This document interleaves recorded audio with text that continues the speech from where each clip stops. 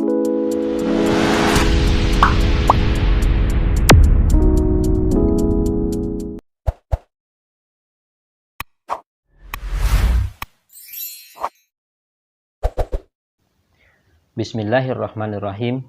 Assalamualaikum warahmatullahi wabarakatuh. Alhamdulillahirabbil alamin. Nahmaduhu wa nasta'inuhu wa nastaghfiruh.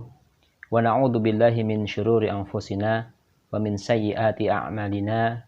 May yahdihillahu fala mudhillalah wa man yudlil fala hadiyalah. Asyhadu an la ilaha illallah wahdahu la syarikalah, la nabiyya wa la rasula ba'dah. Teman-teman yang insyaallah dirahmati oleh Allah, alhamdulillah kita bisa melanjutkan pada hadis yang ke-6. Kali ini judulnya adalah halal dan haram. Bismillahirrahmanirrahim. An Abi Abdillah An-Nu'man ibn Bashir radhiyallahu anhuma qala sami'tu Rasulullah sallallahu alaihi wasallam yaqulu innal halala bayyinun wa innal harama bayyinun wa bainahuma umurun mushtabihatun la ya'lamuhunna katsirum minan nas faman ittaqas subuhati faqad istabra'a lidinihi wa irdihi wa man waqa'a fis subuhati waqa'a fil harami karra'i yar'a haulal hima yusiku ayyarta'a fihi ala wa inna likulli malikin himan ala wa inna himallahi maharimuhu ala wa inna fil jasadi mudghah idza saluhal jasadu kulluhu wa idza fasadat fasadal jasadu kulluhu ala wahiyal qalbu. Rawahul Bukhari wa Muslim. Dari Abu Abdullah Nu'man bin Bashir radhiyallahu anhuma, dia berkata, aku telah mendengar Rasulullah Shallallahu alaihi wasallam bersabda, sesungguhnya yang halal itu telah jelas, dan yang haram juga telah jelas. Dan di antara keduanya terdapat perkara subhat, samar-samar, yang kebanyakan manusia tidak mengetahuinya. Maka barang siapa yang memelihara diri dari perkara subhat, dia telah mensucikan agama dan kehormatannya. Dan barang siapa yang terjerumus dalam perkara subhat, maka dia terjatuh dalam perkara yang haram. Seperti seorang penggembala yang menggembalakan hewan gembalaannya di daerah subhat, yang dikhawatirkan dia terjerumus ke dalamnya. Ketahuilah bahwa setiap raja mempunyai daerah larangan, dan ketahuilah bahwa daerah larangan Allah adalah sesuatu yang diharamkannya. Ketahuilah bahwa di dalam jasad itu terdapat segumpal daging. Apabila baik segumpal daging itu, maka baik pula seluruh jasad. Sebaliknya, apabila rusak segumpal daging itu, maka rusak pula seluruh jasad. Ketahuilah bahwa segumpal daging itu adalah hati. Hadis riwayat Al-Bukhari dan Muslim. Kedudukan hadis. Hadis ini memiliki kedudukan yang agung dan memiliki faedah yang banyak. Hadis ini merangkum ajaran-ajaran Islam. Sejumlah ulama mengatakan, hadis ini merupakan sepertiga dari agama. Abu Dawud mengatakan 1/4 agama. Siapa yang jeli dalam mengamati hadis ini, niscaya dia mendapati bahwa hadis ini meliputi keseluruhannya. Karena hadis ini meliputi penjelasan halal, haram, dan mutasyabbih. Apa yang dapat memperbaiki hati dan merusakkannya, di mana semua perkara tersebut mewajibkan kita untuk mengetahui hukum-hukum syariat, baik usul maupun furuknya. Hadis ini juga memuat asas dasar tentang sikap wara', yaitu meninggalkan perkara subhat. Isi dan hikmah hadis. Yang pertama, halal, haram, dan subhat. Imam Nawawi rahimahullah berkata, segala sesuatu itu terbagi menjadi 3 bagian. Perkara yang jelas kehalalannya, tidak tersembunyi kehalalannya, seperti memakan roti, berbicara, berjalan, dan lain sebagainya. Kedua, yang jelas-jelas haram seperti meminum khamar, berbuat zina, dan lain sebagainya. Sementara itu, subhat maknanya bahwa perkara itu tidak jelas, baik halal maupun haram. Oleh karena itu, kebanyakan manusia tidak mengetahuinya. Adapun para ulama mengetahui hukumnya dengan nas atau qiyas. Bila terjadi keraguan tentang halal atau haramnya, sedangkan tidak terdapat nas dan ijma', maka para mujtahid berijtihad menetapkan hukumnya sehingga menemukan dalil syariatnya.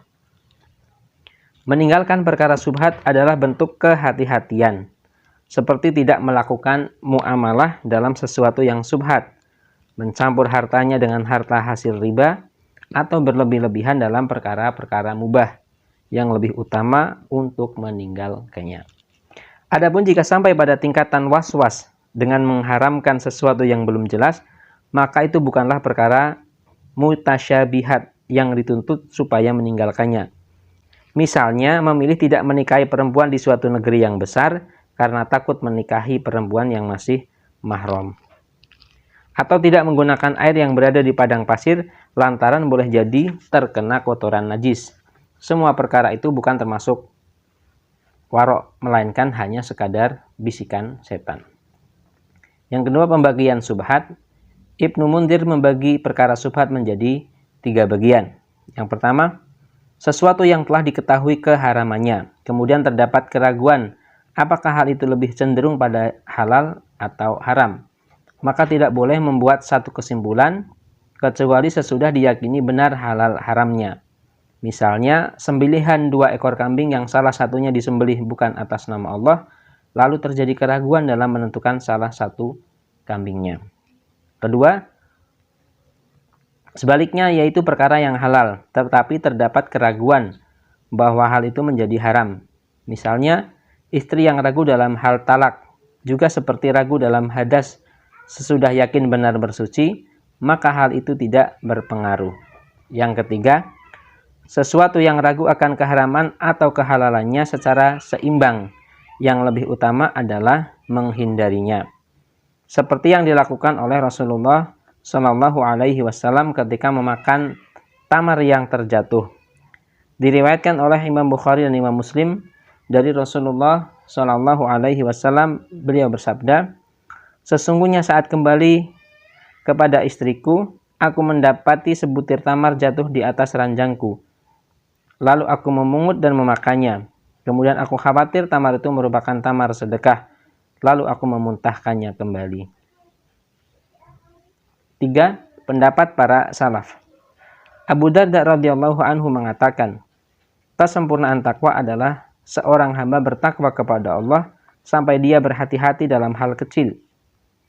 Kemudian meninggalkan sebagian dari yang dia pandang sebagai sesuatu yang halal, lantaran khawatir terjerumus dalam sesuatu yang haram. Ini adalah tameng antara dirinya dengan sesuatu yang haram. Hasan Al-Basri mengatakan, orang yang bertakwa itu selalu berhati-hati sampai dia banyak meninggalkan sesuatu yang halal lantaran takut pada yang haram.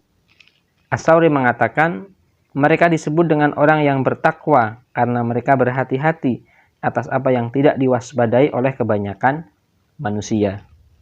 Diriwayatkan oleh Ibnu Umar, dia berkata, sesungguhnya aku lebih menyukai meletakkan tirai, batas penghalang antara diriku dan hal-hal yang haram dengan tidak melanggarnya. Sufyan bin Uyainah mengatakan, tidaklah seorang hamba itu mencapai hakikat keimanan sampai dia menjadikan antara dirinya dengan sesuatu yang haram itu hijab. Disebutkan bahwa Abu Bakar radhiyallahu anhu memakan makanan syubhat yang tidak dia ketahui. Ketika dia mengetahuinya, dia memasukkan tangan ke dalam mulutnya dan memuntahkannya. Dikatakan kepada Ibrahim bin Adham, kenapa engkau tidak minum air Zam-Zam? Dia menjawab, andai aku mempunyai timba tentu aku akan meminumnya. Dia mengisyaratkan bahwa timba itu berasal dari harta penguasa. Semoga Allah meridhai para sahabat Rasul dan merahmati orang-orang yang mengikuti mereka dengan kebaikan dari para salafus soleh. Mereka semua menjauhi sesuatu yang syubhat dan mensucikan agama mereka dengan kesucian yang sempurna. Setiap raja memiliki daerah larangan, dan daerah larangan Allah di bumi adalah sesuatu yang diharamkannya. Tujuan dari penyebutan kalimat ini adalah untuk menjelaskan sesuatu yang tidak terlihat oleh panca indera. Lazimnya, para penguasa Arab mempunyai daerah penggembalaan bagi hewan gembalaannya. Dia akan menghardik siapa saja yang mendekati daerahnya. Dan seorang yang takut akan hukuman raja tersebut tentu akan menjauhkan hewan gembalaannya dari daerah tersebut karena takut terjerumus. Namun, orang yang tidak takut, dia mendekati daerah larangan tersebut dan menggembala di sekitar tempat tersebut. Maka ketika hewan gembalaannya ada yang masuk ke daerah tersebut, sedangkan dia tidak sadar, maka dia akan dihukum atas tindakannya tersebut.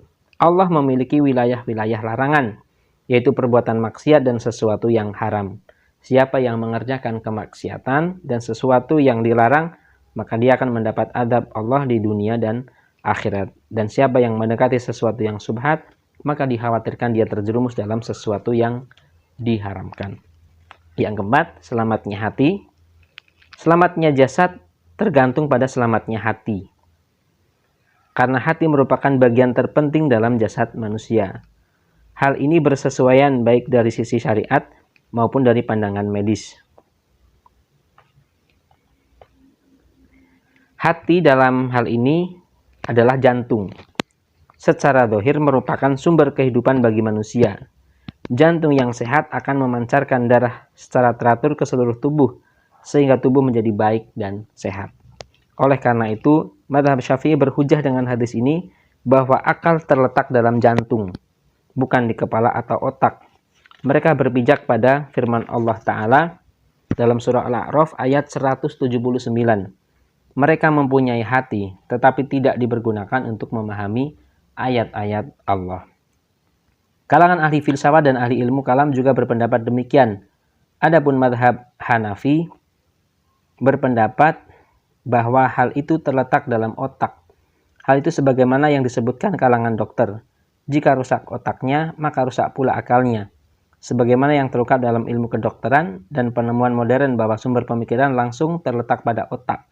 Karena panca indera itu bergerak atas perintah yang bersumber dari akal. Meski demikian, sesungguhnya jantung tetaplah merupakan sumber kehidupan bagi organ-organ lainnya, termasuk otak. Ayat Al-Quran menisbatkan akal kepada jantung karena jantung merupakan sumber yang jauh, wilayah batin. Sementara otak merupakan sumber yang dekat secara langsung, otomatis berhubungan dengan pemikiran. Adapun yang dimaksud jantung dalam hadis adalah secara maknawi.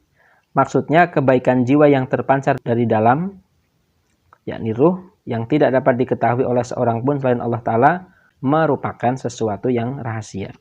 Disebutkan bahwa keselamatan hati itu terdapat dalam 5 perkara. Membaca Al-Quran dengan tadabbur, banyak berpuasa, mendirikan sholat malam, berdoa pada waktu sahur, dan duduk bersama orang-orang soleh. Penulis mengatakan, makan makanan yang halal merupakan pangkalnya. Alangkah indahnya sebuah ungkapan yang menyatakan bahwa makanan merupakan benih-benih perbuatan. Apabila masuk sesuatu yang halal, maka keluarnya juga halal. Jika masuk sesuatu yang haram, maka keluarnya juga haram. Jika memasukkan sesuatu yang subhat, maka keluarnya juga subhat. Hati yang selamat adalah tanda-tanda keberuntungan di sisi Allah Azza wa Jalla, sebagaimana firman-Nya, yaitu di hari harta dan anak-anak laki-laki tidak berguna, kecuali orang-orang yang menghadap Allah dengan hati yang bersih. Surah Syu'ara ayat ke-88-89. Nabi SAW dalam doa beliau mengucapkan, Allahumma inni as'aluka qalban saliman. Ya Allah, sesungguhnya aku meminta kepadamu hati yang selamat. Imam Nawawi mengatakan, sesungguhnya mencapai kebaikan hati adalah dengan selamatnya hati dari penyakit-penyakit batin, seperti menipu, iri, dan hasad. Kemudian pengecut, bakhil, dan sombong. Merasa hebat, riya, pamer, makar, rakus, dan tamak, serta tidak ridho dengan ketetapan takdir. Ibnu Rajab mengatakan, hati yang selamat adalah hati yang suci dari berbagai macam keburukan dan kejelekan. Hati yang di dalamnya tidak terisi selain kecintaan kepada Allah dan takut kepadanya. Takut atas apa yang dapat menjauhkan dirinya dari Allah Subhanahu wa Ta'ala. Hasan Al-Basri mengatakan kepada seseorang, obatilah hatimu, sesungguhnya kebutuhan Allah pada hamba adalah keselamatan pada hati mereka. Wajib pula bagi yang mensucikan hati untuk memperbaiki pergerakan anggota tubuhnya. Pada hati yang selamat, maka tidak akan ada di dalamnya kecuali kehendak Allah dan keinginannya. sehingga badan tidak akan bergerak kecuali sesuai dengan apa yang dikehendaki Allah. Dia akan bersegera menuju apa yang diridhoinya, menahan diri dari apa yang dibencinya, juga menjauhi sesuatu yang tidak disukainya ketika dia tidak merasa yakin halal haramnya perkara tersebut. Nah, kemudian ada rangkuman 3 hikmah. Yang pertama, hadis di atas memerintahkan kita untuk mencari sesuatu yang halal, menjauhi yang haram, meninggalkan perkara subhat, serta memelihara agama dan kehormatan. Tidak menceburkan diri pada perkara yang bisa menimbulkan buruk sangka dan terjerumus dalam perkara-perkara yang subhat. Kedua, seruan untuk memperbaiki kekuatan akal dan jiwa dengan memperbaiki hati. Kemudian yang terakhir, menutup semua jalan yang mengantarkan pada sesuatu yang diharamkan, serta mengharamkan sarana-sarana yang dapat mengarahkannya ke sana. Demikian hadis nomor 6 beserta penjelasannya dalam kitab Al-Wafi, syarah hadis Arba'in An-Nawawi. Insyaallah kita lanjut lagi esok hari. Kurang lebihnya mohon maaf. Billahi taufiq wal hidayah. Assalamualaikum warahmatullahi wabarakatuh.